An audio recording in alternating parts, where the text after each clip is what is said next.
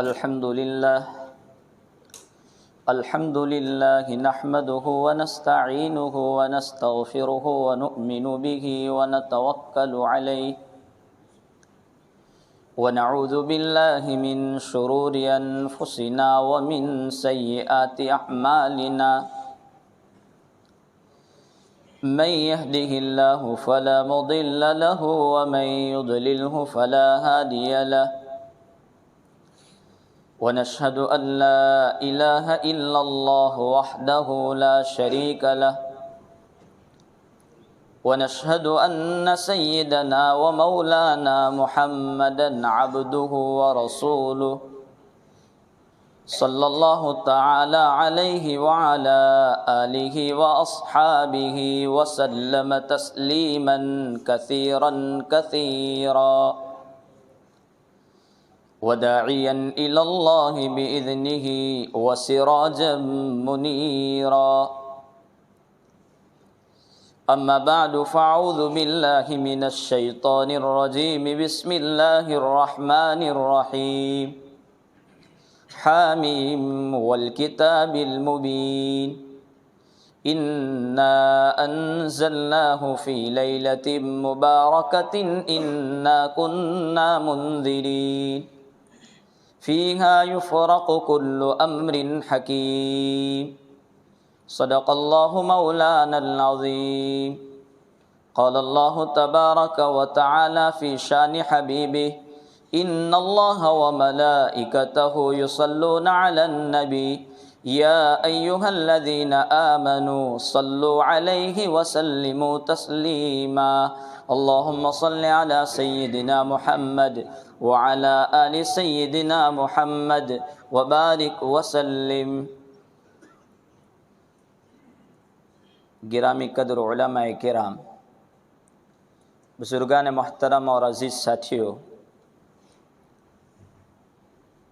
جمعہ کی نماز سے پہلے آپ حضرات کے سامنے کچھ وضاحت 15ویں شعبان کے متعلق آئی. اس میں تمام قول نقل کیے تھے، باتیں نقل کی تھی الگ الگ، کہ اس رات کی فضیلت کو بالکل بے بنیاد نہیں کہا جا سکتا، اور اس قدر بھی اس کو بڑھا نہیں دیا جا سکتا کہ اس کو واجبات اور فرائض کا درجہ دے دیا جائے. اس پر میں نے ایک حضرت عائشہ رضی اللہ تعالی عنہا کی روایت نقل کی تھی، ایک روایت حضرت علی رضی اللہ تعالی عنہ کی نقل کی تھی، ایک حضرت ابو ہریرہ رضی اللہ تعالی عنہ کی روایت نقل کی تھی. غنیۃ الطالبین کے حوالے سے ان روایتوں کو اور حدیثوں کو نقل کیا تھا.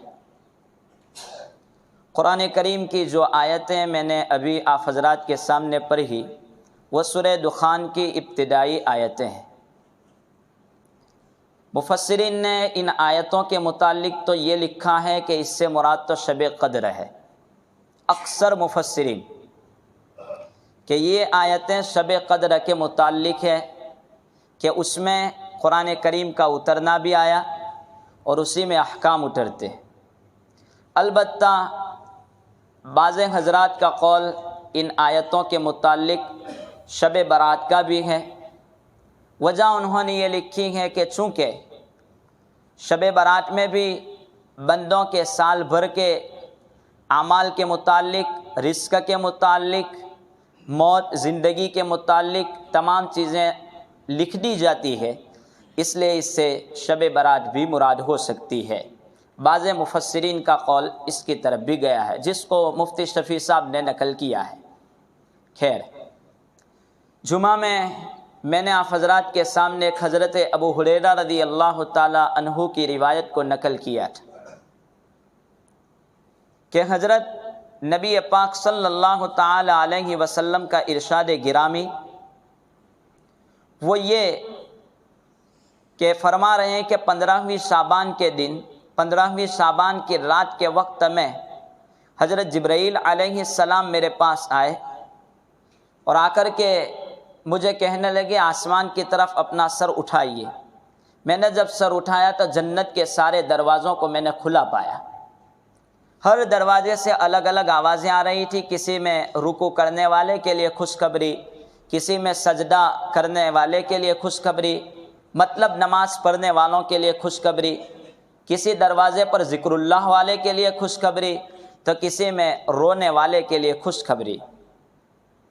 الگ الگ قسم کی خوشخبریاں سنائی جا رہی تھی۔ میں نے حضرت جبرائیل علیہ السلام سے سوال کیا، حضرت جبرائیل یہ کب تک رہتا ہے، یہ دروازے کھلے کب تک ہے؟ کہا کہ ابتدائی رات یعنی سورج کے غروب ہونے سے لے کر صبح صادق تک یہ منظر رہتا ہے۔ اللہ تبارک و تعالی اپنی رحمتوں کو لٹا رہے ہیں۔ رب العالمین چاہتے ہیں کہ میں اپنے بندوں کو معاف کر دوں، وہ مغفرت چاہتے ہیں۔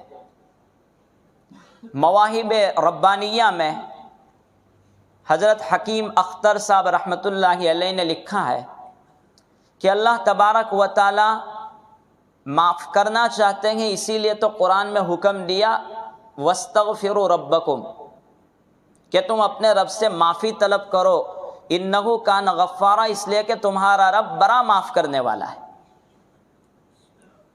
ہمارے اور رب العالمین کی معافی میں فرق یہ ہے کہ ہم گناہوں سے اپنے رب کا کوئی نقصان نہیں کر سکتے، اور بندہ بندے کا نقصان کر سکتا ہے، اس طور پر کہ کسی نے مجھے تماچا مارا، کسی نے مجھے گالی دی، کسی نے میری گھڑی توڑ دی، ان تمام چیزوں میں بندہ نقصان کرتا ہے دوسرے کا، اس لیے معافی مانگنے میں، معاف کرنے میں دیر لگتی ہے کہ میں کیوں معاف کروں، میری بھرپائی نہیں ہو پا رہی ہے، یہ تو بار بار ایسا کام کرے گا، تو اپنے نقصان کا سوچتا ہے۔ اور اللہ تبارک و تعالیٰ کا کوئی نقصان کر نہیں سکتا، چاہے پوری دنیا نافرمانی پر اتر آوے، پھر بھی رب العالمین کی ربوبیت میں کوئی کمی نہیں ہو سکتی، کیونکہ وہ پہلے سے کامل ہے۔ جب وہ پہلے سے کامل ہے تو کوئی نقصان نہیں پہنچا سکتا، اس لیے رب حکم بھی دے رہے ہیں اور معاف بھی بہت جلدی کر دیتے ہیں۔ حضرت مفتی تقی عثمانی دامت برکاتہم العالیہ نے ایک جگہ لکھا ہے کہ حضرت نوح علیہ السلام کی قوم جب نافرمان ہو گئی اور مانتی نہیں تھی، تبلیغ کرتے رہے، 950 سال گزر چکے، تو اپنے رب سے حضرت نوح علیہ السلام نے دعا کی، بد دعا کی کہ اللہ تو ان پر عذاب نازل کر دے۔ اللہ تبارک و تعالیٰ کی طرف سے عذاب آیا، وہ پانی زمین سے بھی نکلا، آسمان سے بھی نکلا، قوم ہلاک ہو چکی۔ جب سب چیزیں ختم ہو چکی، اب اللہ رب العالمین حضرت نوح علیہ السلام سے حکم کرتے ہیں کہ نوح مٹی کے برتن بناؤ۔ حضرت نوح علیہ السلام مٹی کے برتن بنا رہے ہیں، بنانے شروع کیے، ڈھیر لگا دیا، مٹی کے برتن بناتے بناتے ڈھیر ہو گیا۔ اب پوچھتے ہیں اللہ کیا کروں؟ کہا کہ سارے برتنوں کو تو توڑ دے۔ حضرت نوح سوال کرتے ہیں اللہ ایسی مزدوری کیوں کروائی کہ بنوائے، اب تو تروا بھی رہا ہے۔ رب تبارک و تعالیٰ فرماتے ہیں کہ انسانوں کو میں نے بنایا ہے، مخلوق ہے، تو نے تو دعا کر دی کہ اللہ ان کو ہلاک کر دے، تو میرے دل کو کتنی ٹھیس پہنچی ہوگی۔ خلاصہ کلام، اللہ رب العالمین اپنے بندوں کو عذاب دینا نہیں چاہتے، وہ کسی بھی بہانے معاف کرنا چاہتے ہیں، اسی لیے تو یہ گھڑیاں رکھی کہ کہیں شب برات میں معافی مانگ لے، رمضان میں توبہ کر لے، شب قدر میں توبہ کر لے، عید کے موقعوں پر توبہ کر لے تو میں اپنے بندوں کو معاف کر دوں۔ یہ رب العالمین کی طرف سے انعام ہے، امت محمدیہ صلی اللہ تعالی علیہ وسلم کے لیے تحفہ ہے، اس کی قدر کریں۔ تو میں یہ بات عرض کر رہا تھا کہ اس رات کو بالکل بے بنیاد نہیں کہا جا سکتا، البتہ صحابہ کرام رضی اللہ تعالی عنہم اور تابعین، تبع تابعین کا اصول رہا ہے، عمل رہا ہے اس بارات میں عبادت کرنے کا، جس کو مفتی تقی نے نقل کیا ہے کہ خیر القرون کے زمانے سے یہ دور چلا ہے، صحابہ سے یہ دور چلا ہے کہ لوگ اس رات کا اہتمام کرتے تھے۔ البتہ اس میں روک ٹوک کہاں جا کر کے آئی؟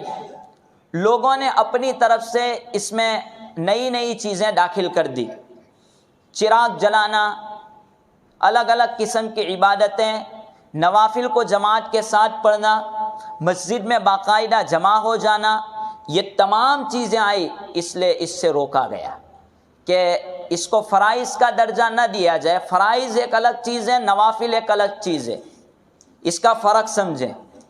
فرض وہ ہوتا ہے جس میں بادشاہ کا عام دربار، کہ بادشاہ بیٹھا ہے اور سارے درباری اندر موجود ہے اور ہر ایک کے سامنے باتیں چل رہی ہے، یہ فرض۔ اب کبھی بادشاہ کسی کو یوں کہتا ہے کہ آپ تنہائی میں مجھے ملو، آپ کا کام ہے، تو تنہائی میں وہ بندہ جانے کے بجائے اپنے ساتھ 2-3 آدمیوں کو لے کر کے چلا جاوے، تو اس نے بادشاہ کی اس تنہائی کی قدر نہیں کی، بادشاہ اس کو تنہائی میں کچھ دینا چاہتا ہے۔ تو یہ بھی ایسا ہے، فرائض یہ عام ہے، ہر ایک کو پڑھنا پڑے گا، چاہے اس کو ریاکاری کا بھی خطرہ ہو، پھر بھی اس کو فرض جماعت سے پڑھنا ضروری ہے۔ کوئی بہانہ نہیں کر سکتا کہ میری ریاکاری ہو جاتی ہے اس لیے میں گھر کے کونے میں نماز پڑھتا ہوں، نہ، فرض تو اس کو مسجد میں جماعت کے ساتھ پڑھنا ہے۔ نوافل آدمی تنہائی میں اپنا رب کے ساتھ تعلق جوڑے، اپنے رب سے اپنے گناہوں کی معافی مانگے، آہو جاری کریں۔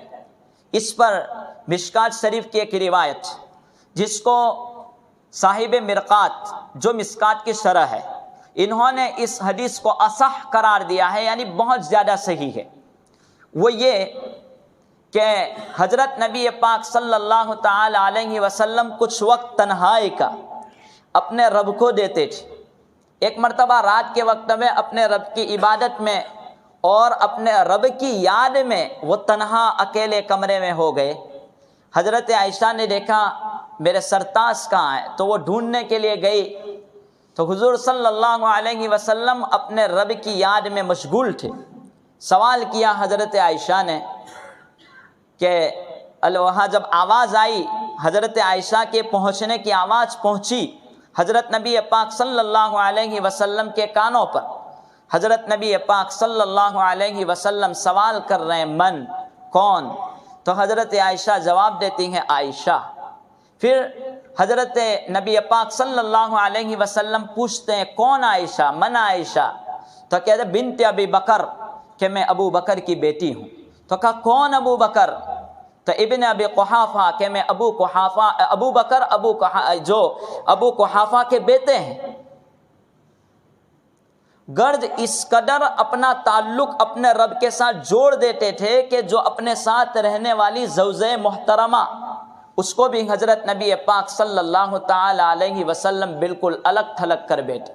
تو نوافل یہ چیز ہے کہ آدمی نوافل میں اپنے رب کو یاد کرے، تنہائی نماز پڑھیں اور بالکل خالی کر دے اپنے دل و دماغ کو، ساری دنیا کے جھمیلوں سے الگ کر دے، پھر اپنے رب سے کہے، اللہ تو اور میں، تو میری مغفرت کر دے۔ ہم لوگ توبہ کو رسمی کر چکے ہیں۔ میں نے عمل نقل کیا تھا حضرت عائشہ رضی اللہ تعالی عنہا کی روایت سے کہ اس رات میں حضرت نبی پاک صلی اللہ تعالی علیہ وسلم کا بھی خود عمل منقول ہے کہ 15ویں شعبان میں حضرت عبادت میں مشغول تھے۔ اس میں حضرت نبی پاک سے اس روایت کے بعد اخیر میں ایک بات نقل کی تھی کہ چند بندوں کی رب تبارک و تعالی مغفرت نہیں کرتے، اس میں سے ایک مشرک ہے۔ ہم مشرک کس کو کہتے ہیں؟ جو مورتی کے سامنے جھکے اس کو مشرک، باقی سب مسلمان، بس اس کو ہم مشرک کہتے ہیں۔ حالانکہ مشرک کا مفہوم بہت لمبا چوڑا ہے، جہاں بھی غیر اللہ کا شائبہ آیا وہ مشرک۔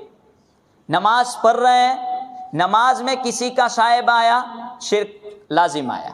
زکوٰۃ دے رہے ہیں، حج کر رہے ہیں، کسی کا شک آیا کہ میں فلاں کو خوش کرنے کے لیے یا حاجی کہلانے کے لیے، سخی کہلانے کے لیے، مجاہد کہلانے کے لیے، وہ مشرک ہے۔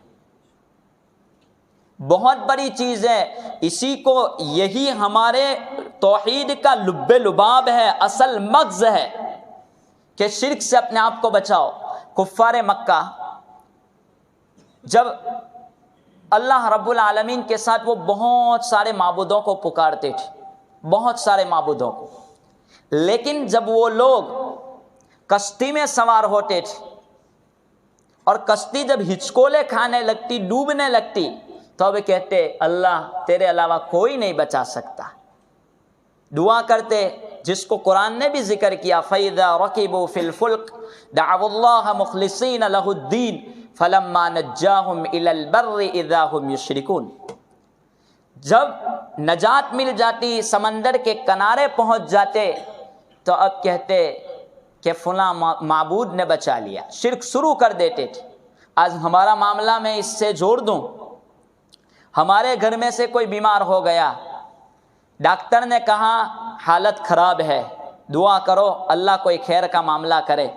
مسجد میں آئیں گے، دعا کریں گے، صدقہ دیں گے، نماز پڑھیں گے، سب کچھ کریں گے.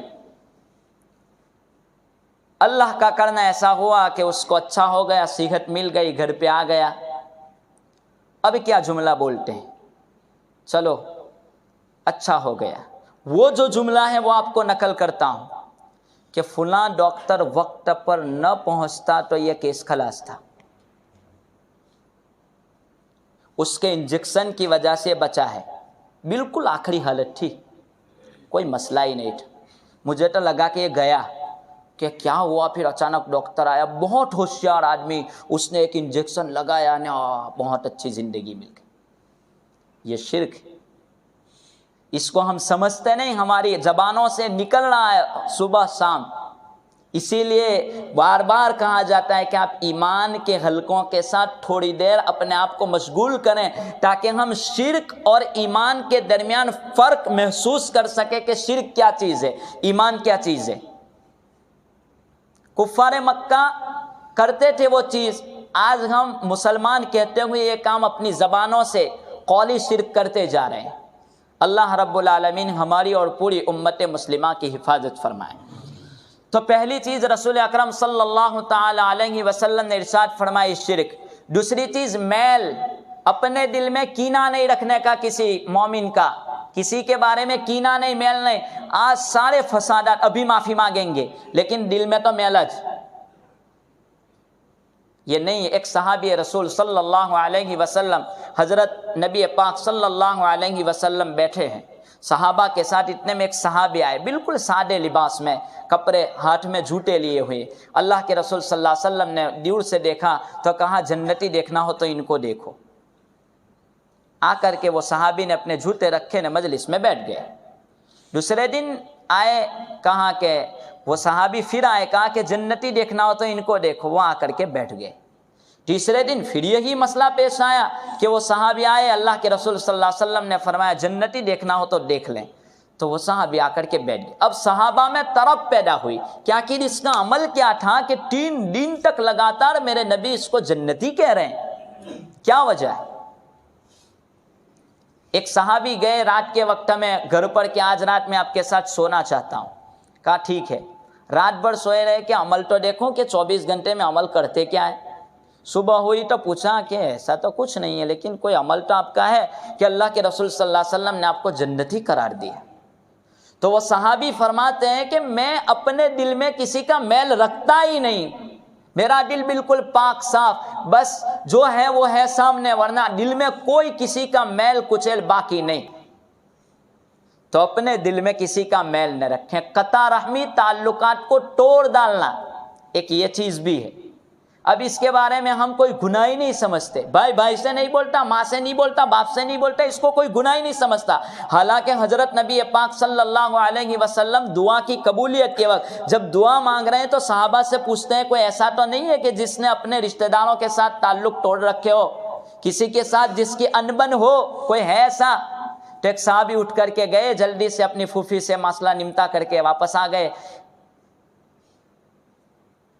قبول نہیں ہوتی دعا، آپ چاہے 15ویں شعبان، شب قدر، جو بھی کچھ کر لیں، لیکن قطع رحمی کے ساتھ دعا قبول نہیں ہو سکتی. یہ رسمی اور فارمالٹی نہیں ہے کہ فون کر لیا معاف کر دینا یار، سال بھر میں جو کچھ بھی ہوا نے صبح سے وہی حالت شروع، پھر ایسا نہیں چلے گا. دل سے پکے طور پر معافی، توبہ کی شرط ہے یہ کہ ندامت ہو اور آئندہ نہ کرنے کا عزم مصمم، پکا ارادہ، ورنہ وہ معافی نہیں ہے. وہ تو اللہ کو دھوکہ نہیں دے سکتا، سب کو دھوکہ دے سکتا ہے، قبولیت نہیں. اسی طرح پتلون ٹخنوں سے نیچے لٹکانے والا، اس کو لوگ گناہ نہیں سمجھتے، گناہ کبیرہ ہے۔ جس گناہ کے متعلق قرآن یا حدیث میں وعید آئی ہو وہ گناہ کبیرہ ہے۔ علامہ سعد الدین تفتازانی رحمۃ اللہ علیہ نے عقائد کی کتاب میں اس کو نقل کیا ہے کہ جس گناہ میں قرآن سے کوئی وعید نقل کی گئی ہو یا حدیث سے کوئی وعید نقل کی گئی ہو وہ گناہ کبیرہ ہے۔ اب یہ پتلون آج ہم توبہ کریں گے کہ اللہ تو ہمیں معاف کر دے، یہ تو دل سے پہلے توبہ کرنے سے پہلے 2 منٹ اپنے دل سے پوچھنا کہ میں کل سے پتلون نیچے پہنوں گا کہ نہیں پہنوں گا۔ اگر پہننے کا ارادہ ہے تو توبہ مت کرو، توبہ قبول نہیں ہوگی۔ آپ کہو گے اتنی سختی، ارے توبہ کی شرط ہے یہ، تو نہ کرنے کا ارادہ ہو تو قبول ہوگی ورنہ قبول نہیں توبہ۔ اپنے دل سے پوچھو کہ کل صبح سے کیا کرنا ہے، نہیں پہننا ہے تو برابر ہے، تو معافی مانگ۔ اگر ارادہ ہے تو بیکار ہے۔ اللہ جانتا ہے دل کے بھید کو۔ یہ سچی اور پکی بات کہتا ہوں، یاد رکھیں، جو ڈاکٹر مضبوط ہوتا ہے، جو ڈاکٹر سخت ہوتا ہے وہ ڈاکٹر ہی صحیح علاج کرتا ہے، جو نرمی کے ساتھ کام کرتا ہے وہ ڈاکٹر نہیں ہے۔ اگر یہ باتیں میری کڑوی لگے گی، سخت لگے گی، لیکن یہ بات ضروری بھی ہے۔ اگر نوجوان توبہ کر رہے ہیں اپنے گناہوں پر کہ اللہ نہیں پہنوں گا کل سے، تو دل سے پوچھو ارادہ ہے؟ اگر دل کہے کہ نہیں پہننا ہے تو توبہ کر لے، تیری توبہ ابھی قبول۔ اور اگر ہے کہ نہیں یار کالج میں جاتے وقت تو پہننا پڑے گا، شادی میں تو پہننا پڑے گا، ماڈرن زمانہ ہے، تو پھر توبہ قبول نہیں ہوگی۔ اللہ دل کے بھید کو جانتا ہے۔ یہ پکی سچی بات۔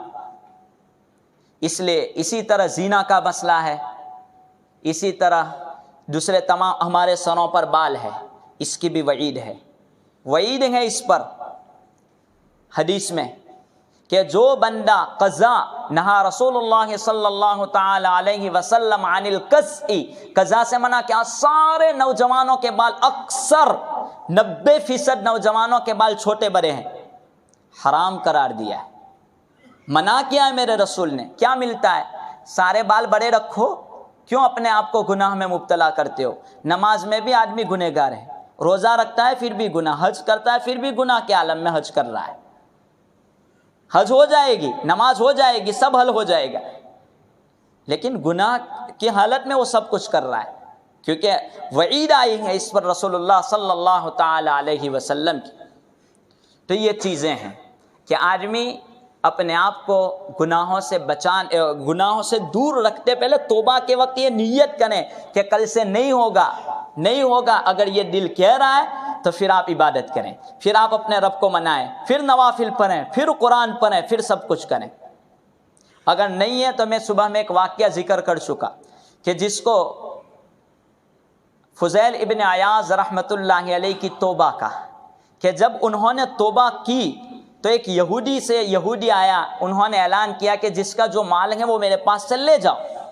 تو ایک یہودی آیا کہ میں اس وقت آپ کو معاف کروں گا جب کہ آپ میرے کھیت میں پانی پلائیں گے تو آپ کو معاف کروں گا۔ کہا کہ یہ شرط بھی منظور ہے، توبہ پکی تھی۔ کہا کہ ٹھیک ہے، کوئی مسئلہ نہیں ہے، میں پانی پلاؤں گا۔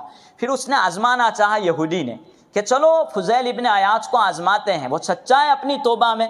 تو یہودی نے آزمانے کی کوشش کرتے ہوئے کہا کہ محمد صلی اللہ علیہ وسلم کا امتی اگر توبہ کرتا ہے تو وہ اینٹ پر اگر دعا کرے کہ سونے کی ہو جائے تو وہ بھی ہو جائے گی، کیونکہ اس کی توبہ اتنی مقبول ہوتی ہے۔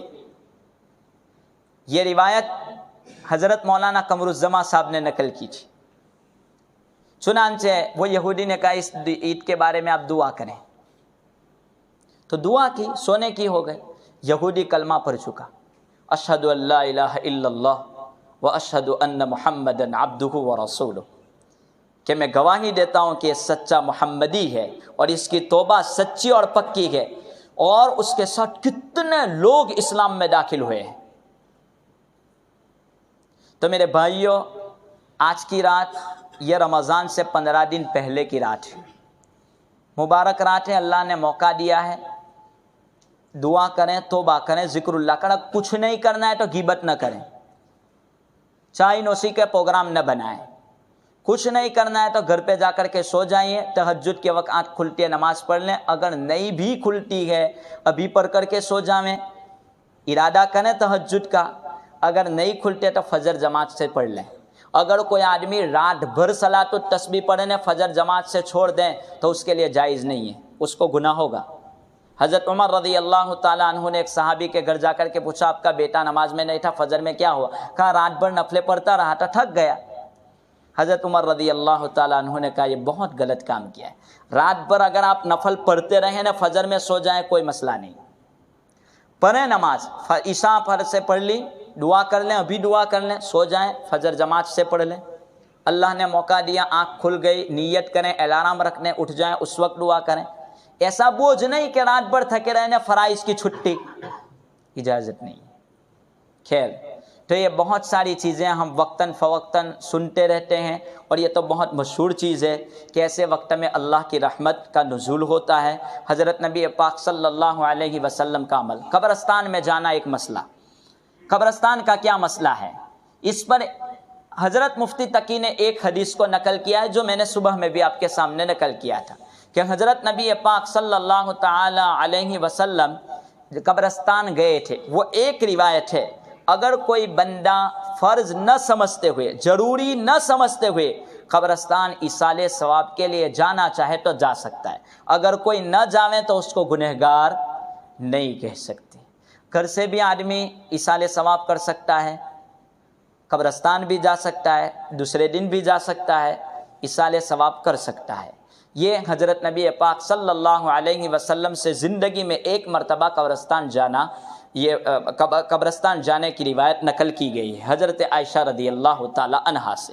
لہٰذا اس کے بارے میں نہ اتنی زیادہ سختی کہ جانا پڑے اور نہ اتنی زیادہ نرمی کہ آدمی نہ جانا چاہے تو بھی اس کو پھر گنہگار قرار دیا جائے، ایسا کچھ نہیں، جانا چاہے تو جا سکتا ہے۔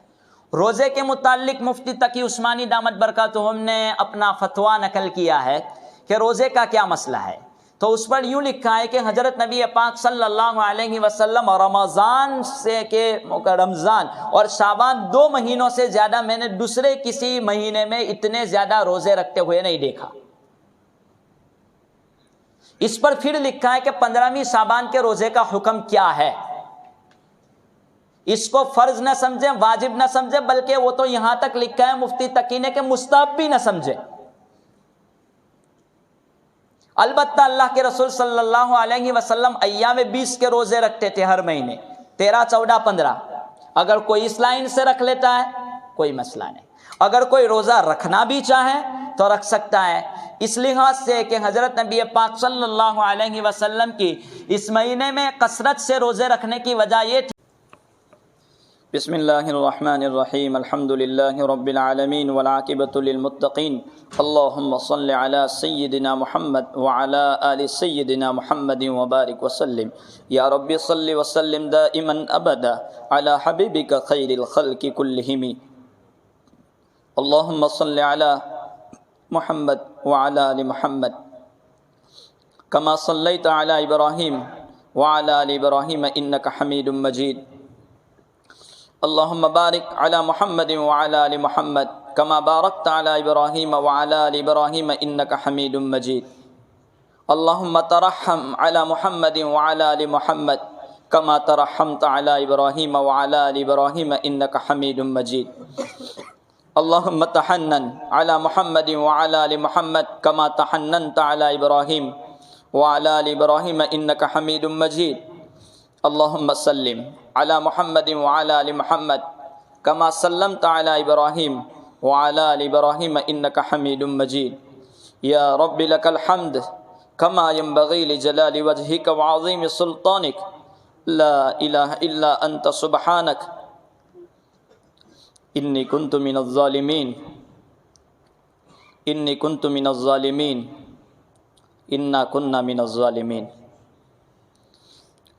اللہم ربنا ظلمنا انفسنا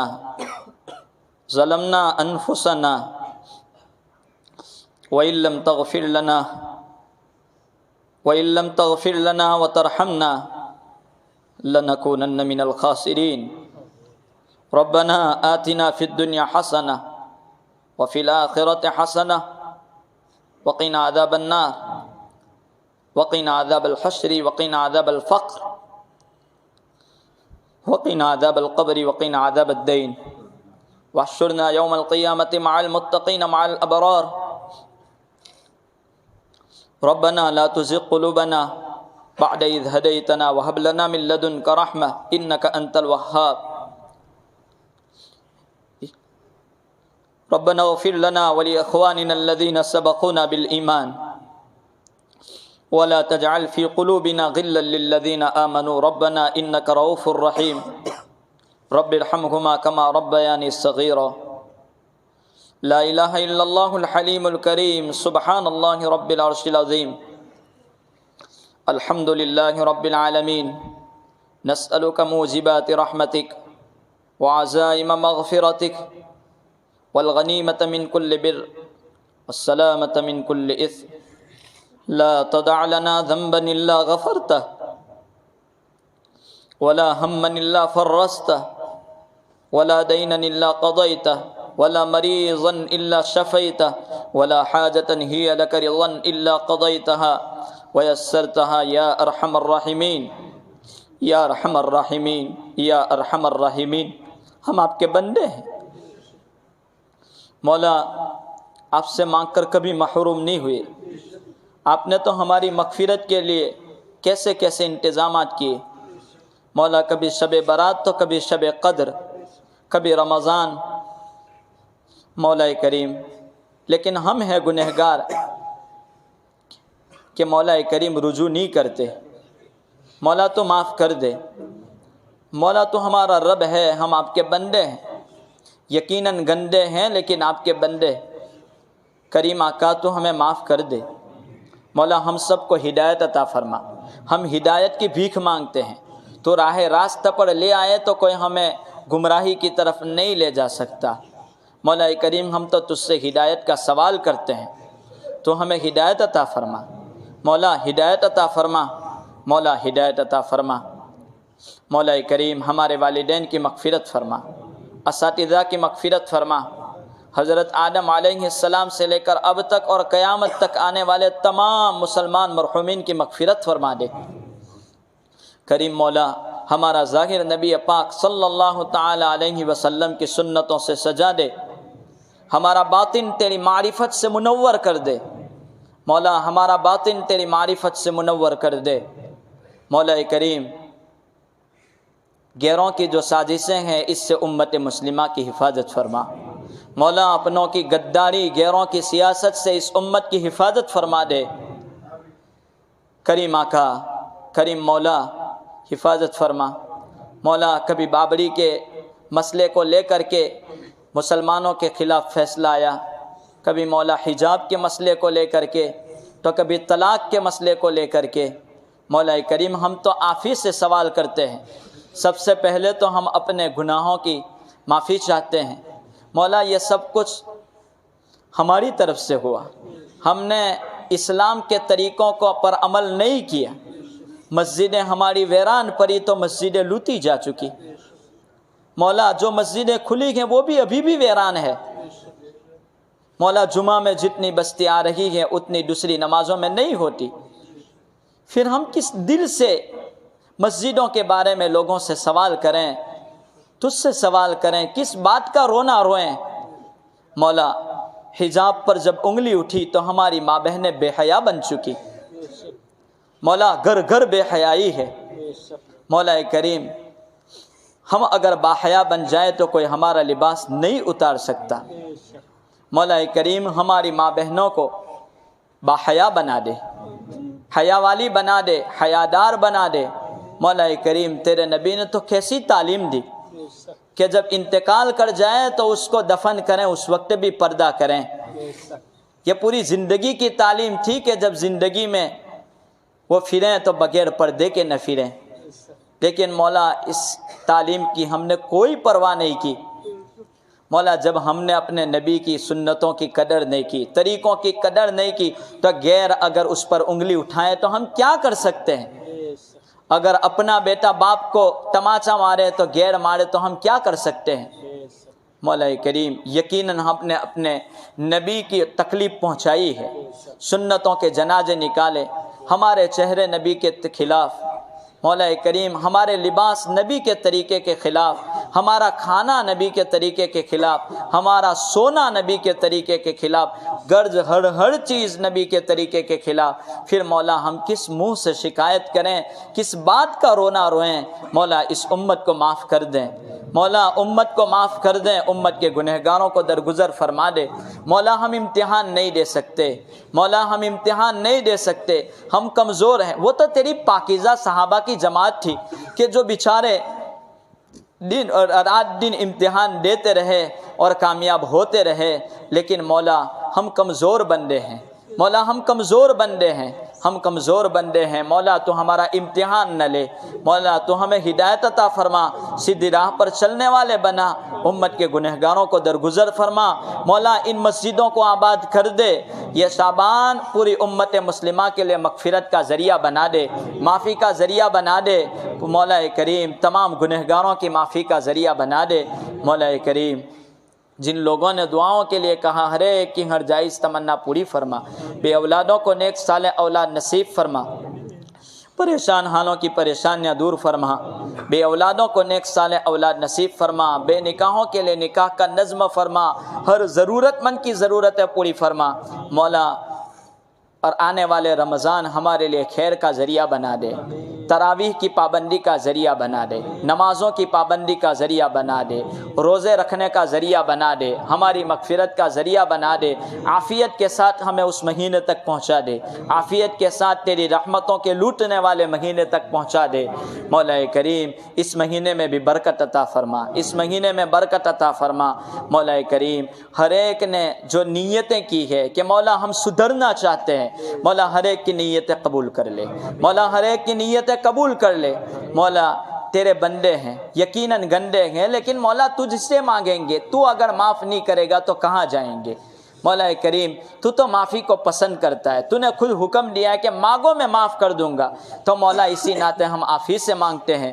مولا کریم تو ہمیں معاف کر دے، مولا ہمیں معاف کر دے، سچی پکی توبہ کی توفیق عطا فرما، ہر ایک کو تنہائی میں تجھے منانے کی توفیق عطا فرما۔ مولا کریم جس طرح اجتماعی دعائیں ہو رہی ہیں، ہر ایک کو انفرادی طور پر الگ الگ اپنے اپنے گناہوں کو یاد کرتے ہوئے تجھے منانے کی توفیق عطا فرما۔ پوری دنیا میں جو کہ کچھ ہے مولا ہمارے اپنے گناہوں کا وبال ہے، کیونکہ دنیا تو مسلمانوں سے چلتی ہے، ایمان والوں سے چلتی ہے، اور تو نے خود کہا، تیرے نبی نے خود کہا، جب اللہ والا نہیں رہے گا دنیا ختم ہو جائے گی۔ تو مولا دنیا تو ہم سے چلتی ہے، مولا کریم تو نے تو ہمیں اس لائق بنایا کہ تم نہیں رہیں گے دنیا ختم کر دوں گا، لیکن مولا ہم نے اپنی قدر نہیں کی، اپنے مومن ہونے کی قدر نہیں کی۔ سردار نے اپنی سرداری کی قدر کی تو پگڑی کو اپنے سر سے نہیں اتارا، مسلمان نے اپنے ایمان کی قدر نہیں کی، مولا کریم یقیناً ہم نے قدر نہیں کی، ہم نے اپنی مسجدوں کو بھی ویران کیا، اپنے نبی کے طریقوں کو بھی کھلے عام فنا کر دیا۔ مولا کریم تو اس امت کو معاف کر دے، مولا اس امت کو معاف کر دے، مولا امت کو معاف کر دے۔ مولا کریم جنت الفردوس میں اعلیٰ مقام نصیب فرما، جہنم سے حفاظت فرما، قبر کے عذاب سے حفاظت فرما، مولا قبر کے عذاب سے حفاظت فرما۔